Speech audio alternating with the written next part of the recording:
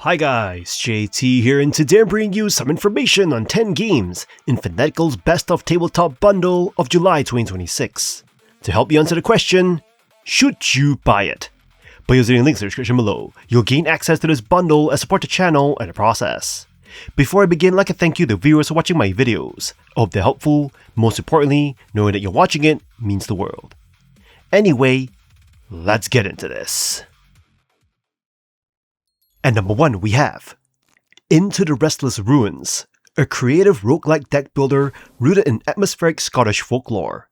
In this unique experience, you act as the architect of your own adventure, using a customizable deck of cards to forge explorable dungeons night by night.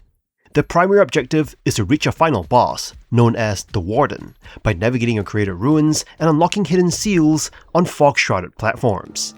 Once you have played your cards and constructed the dungeon layout, you descend into the depths to engage in auto-shooter gameplay reminiscent of Vampire Survivors. Success requires careful resource management. You must keep a sharp eye on your torchlight meter, as plunging into darkness drains your health. Strategic placement is vital, as you need to connect corridors and rooms while finding efficient spots for campfires and portals to ensure your survival. The challenge is elevated by Corruption Meter, which fills when you die and burns you with negative curse cards. This mechanic ramps up the tension as you progress, forcing you to balance your root building skills with quick thinking combat. With over 100 cards to unlock and game-altering mutators called cantrips, the replayability is vast. You can customize the difficulty to your preference, whether you seek a relaxed journey or a punishing test of skill. If you enjoy blending simulation strategy with fast-paced roguelike action, this game offers an exceptionally deep and rewarding experience that'll keep you returning to the ruins to refine your builds and chase high scores. And number 2 we have Lost in Fantaland, a unique roguelike game that expertly fuses the addictive deck-building mechanics of Slay the Spire with the tactical grid-based strategy found in titles like Into the Breach or Final Fantasy Tactics. It sets itself apart by demanding you treat every combat encounter not just as a card game, but as a crucial positional skirmish. You embark on a randomly generated adventure after selecting one of 6 distinct characters, each built around fundamentally different archetypes and card pools. The core loop revolves around constantly sculpting your deck, collecting powerful artifacts, and navigating a procedurally generated map dotted with battles and events. The variety here is massive, with over 300 cards and 100 artifacts, ensuring that no 2 runs ever feel identical. Where the game truly shines is in its combat system. Battles unfold on a compact grid, where movement is as important as playing the right card. You must constantly analyze enemy placement, environmental hazards, and choke points to execute devastating multi-card combos. This tactical layer rewards thoughtful planning and allows you to strategically subvert the harsh RNG often associated with roguelike deck builders. You can find satisfaction in engineering a perfect turn that wipes out the entire enemy formation. Furthermore, the persistent Soul Orb progression system provides long-term incentive. The Soul Orb shop allows you to purchase services and unlock global rules between runs, softening the difficulty curve and encouraging repeated exploration toward the challenging Ascension mode. While deeply rewarding, be prepared for a steep learning curve. The complexity of combining positioning with card synergy can feel overwhelming initially, and some players know that the dialogue is generic. However, if you're a fan of strategy games that demand creative planning and deck builders that reward mastery over luck, Lost in Fantaland offers a compelling, rich, and highly replayable hybrid experience. And number 3 we have Gordian Quest, a deck-building adventure game that combines RPG elements and turn-based combat. This game offers a unique gameplay experience with a tabletop flavor. While the story is minimal and lacks depth, the game compensates with its thrilling battles and the bittersweet feeling of losing party members. It caters to players already interested in deck-building and turn-based combat genres, providing depth, strategy, and replayability. In Gordian Quest, you assemble a party of 3 from a diverse selection of characters, each with their own decks. The town hub serves as a central location for quests and offers a variety of weapons, spells, armor, and upgrades. The story is conveyed through dialogue boxes, lacking character interaction and depth. However, the RPG elements, loot system, and abundance of options compensate for this. Gordian Quest requires careful consideration of stats and systems, with minimal tutorials, allowing players to explore and discover mechanics independently. The game features decision-based events outside of combat, adding variety and randomness through dice rolls and modifiers. The addictive gameplay loop keeps you engaged with minimal downtime between battles. Each fight offers opportunities for experimentation and strategic card play. While combat scenarios and enemy variety may become repetitive, the quick-paced battles maintain interest. The game's challenge level may feel easy at times, leading to complacency, but underestimating opponents can have severe consequences. With a campaign lasting around 30 hours, an endless mode, and online PvP options, Gordian Quest offers extensive content and replayability. Gordian Quest doesn't revolutionize the genre, but provides a satisfying experience that caters to specific gaming preferences. Dive into this digital Dungeons & Dragons-like adventure, where customization, learning from repetition, and making strategic choices are paramount to success. At number 4 we have Fuzz Force Spook Squad, a delightful turn-based roguelike dice builder that revolves around ghost busting. It stands out by transforming the inherently random nature of dice into a game of deep, rewarding strategy. You select a character and explore game boards, utilizing weapons with 3 distinct dice slots for attacking, shielding, and charging. The mechanics are exceptionally easy to grasp, allowing you to learn the ropes in minutes, yet the gameplay remains fiendishly deep. Success requires you to balance your battery levels and health carefully, as your actions deplete energy. If your battery runs dry, your primary dice becomes useless, making the charge action a critical strategic consideration. You must also equip and upgrade dice with special effects, such as poison or extra shields, and manage ability modules that can drastically alter your playstyle. The presentation is charming, featuring upbeat music and cohesive whimsical visuals that evoke a polished board game aesthetic. Every animation, from characters throwing ghost jars to enemy movements, reflects an impressive level of care.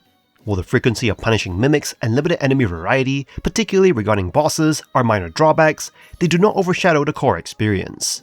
You're given significant agency over your runs through constant risk versus reward decisions. Whether choosing how much of a stage to clear or gambling on chest contents, the game consistently asks how you want to manage your luck. Fuzz Force Spook Squad is a thrilling, strategically satisfying title that proves dice games can be both accessible and profoundly engaging. At number 5 we have Isle of Swaps, a highly engaging roguelike card game that you absolutely should not swap out of your rotation. It perfectly balances challenging strategy with an addictive collection loop, making it some of the most fun you'll have with the genre in a long time. The main experience, the challenge run, starts with you choosing one of 4 unique unlockable characters. Each character, like Dina, who increases card swap values, or Dottie, who doubles certain skill cards, comes with unique starting options, ensuring a fresh feel every time you play. Runs unfold across different themed areas, where you make crucial choices. Do you battle wild critters to add their signature moves to your deck, or challenge trainers for a chance to swap valuable cards? Combat is where the game shines. Battles are fast, tactical, and reward anticipation. You field up to 3 critters and use a limited hand of skill cards, energy, and unique abilities. The strategic depth comes from knowing your opponent's next move. The game shows you their plan, allowing you to prioritize targets and plan your 3-card turn perfectly. You can also discard up to twice per turn to fish for a better hand in tight spots. Beyond the compelling gameplay, the presentation is a delight. The card art, featuring critters that range from adorable to dorky, is fantastic. The sound design is super solid, with themed area music and battle themes that you'll want to keep on. Every run contributes to your master binder, and completing runs unlocks varieties like Nuzlocke and randomizer options. If you enjoy roguelikes and card games that demand tactical thinking, this is a definite must-play. At number 6 we have Dawnmaker, a campaign-based city building and deck building game set in a unique smog-filled world where you must keep darkness at bay using a lighthouse. As you progress through increasingly challenging missions, you manage 4 core resources: science, food, industry, and aquarium. Each round, you have 3 action points to play cards or activate buildings. You must carefully balance your resource production as your food requirements rise whenever you cycle your deck or upgrade your lighthouse. The primary objective is to upgrade your lighthouse using aquarium, which reveals more of the map and expands your market deck. The most engaging aspect of the gameplay is constructing your own city. You have a vast array of unique buildings to choose from, and their placement is crucial, as many rely on adjacency bonuses to maximize efficiency. While the city building element is strong, the card play feels somewhat mundane. Most cards simply trade actions for resources, with truly unique and powerful effects being rare. Additionally, while the post-mission deck customization is an exciting feature, it feels underutilized, as you rarely have the resources to make significant changes. The maps themselves are also largely static, limiting environmental variety. Despite these minor missed opportunities, Dawnmaker remains a solid experience. It offers hours of entertainment, particularly if you enjoy the strategic puzzle of building and optimizing a city. If you find the concept of managing a sprawling, unique city appealing, it is definitely worth your time to explore this atmospheric world. At number 7 we have SuperTaxCity, a fresh blend of city building and roguelike deck building, where every run challenges you to create a thriving, profitable metropolis using randomly offered facilities and items. You choose from 3 building options each turn, place them on a grid, and watch as residents scurry around completing tasks, earning you money. When the timer ends, it is tax time. Pay up or your run ends. At first the game may feel chaotic, buildings trigger at random, and your income feels tied to luck. But stick with it and a strategic layer emerges, planning around building synergies, managing space efficiently, and adapting to what RNG throws at you. With over 100 buildings and items, every city can feel unique. The loop is addictive. You place a building, observe your city hum to life, then make your next move. It is a satisfying mix of chill pacing and critical thinking. You'll find yourself experimenting with bizarre layouts just to see what sticks. Visually, it is simple but charming. Sessions are snappy, and while some runs feel easier than others due to RNG, the game rarely feels unfair. However, balance could use a bit of fine-tuning. Certain strategies dominate, and the infinite mode lacks proper scaling, making it more sandbox than survival. Still, for fans of Luck Be a Landlord or anyone craving a bite-sized strategy fix, SuperTaxCity offers surprising depth and replayability.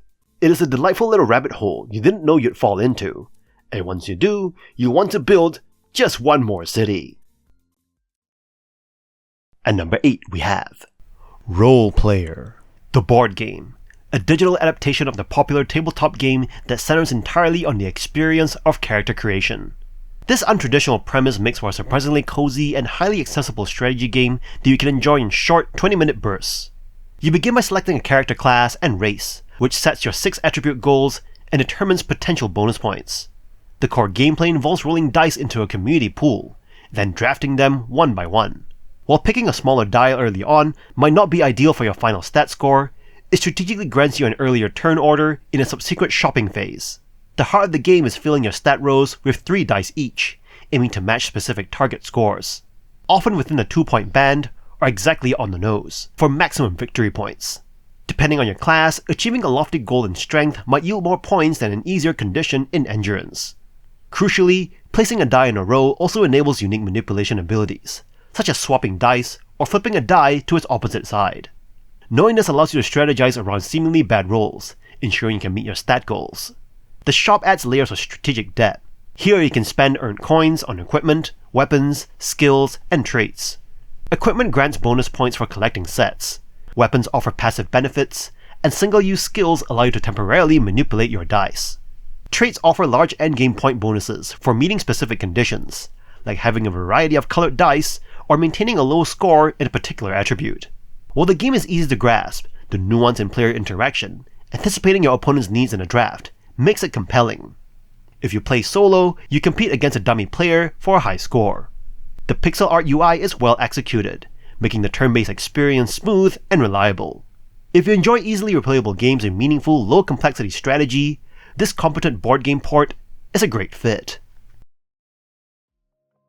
At number 9 we have Quilts and Cats of Calico, a digital adaptation of the popular board game, offering a charming and immersive experience for fans of the original. In Quilts and Cats of Calico, you'll find yourself in a delightful quilting circle, thanks to the meticulous effort by Monster Couch. This digital version stays true to the board game while adding unique, endearing details. You can interact with the quilt by squishing and smoothing it with your mouse, and placing tiles is accompanied by the satisfying sight of threads tightening around them. Perhaps the highlight is the ability to pet the cats that roam the screen, adding a soothing touch to your gameplay.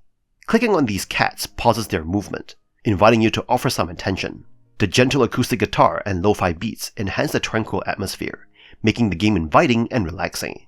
The core of Quilts and Cats of Calico remains simple yet engaging. Your objective is to craft a quilt that attracts the local cats by strategically placing tiles to match colors and pattern requirements. With each tile placement, you work towards a cozy quilt that scores points based on specific arrangements.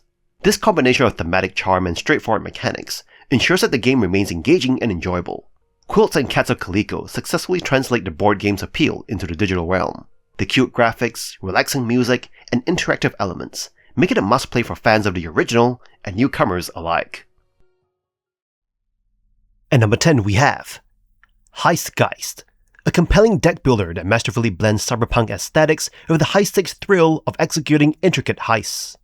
While many games in this genre rely on repetitive, punishing roguelike loops, this title offers a refreshing alternative. When you fail a battle, you simply persevere until you succeed, allowing you to focus on strategy rather than restarting from scratch. You step into the shoes of Alexandra, a protagonist navigating a dark, neon-soaked world. Alongside a vibrant, expertly voice-acted crew, you must recover a mysterious prototype while battling your own history. The narrative, enriched by branching dialogue choices, feels akin to a gripping heist film, garnered by a distinct, charming Slavic influence. The gameplay centers on an innovative, fighting game-inspired combo system. Each card is marked with an A, B, or C, and playing them in specific sequences unlocks powerful secondary abilities. You're tasked with managing action points and customizing your deck with cyberware upgrades, which provides a deep, satisfying progression loop. Whether you prefer playing as a stealthy infiltrator or a brute force assassin, the ability to modify cards post-battle allows you to tailor your strategy to your personal playstyle. Beyond standard combat, you'll engage in intense hacking segments that demand swift, calculated decisions under pressure. With its energetic dark soundtrack and visually striking art style, this game is a complete polished package. If you're looking for a challenging story-driven deck builder that respects your time while offering genuine depth, HeistGeist is an essential addition to your library. And that's all for this bundle.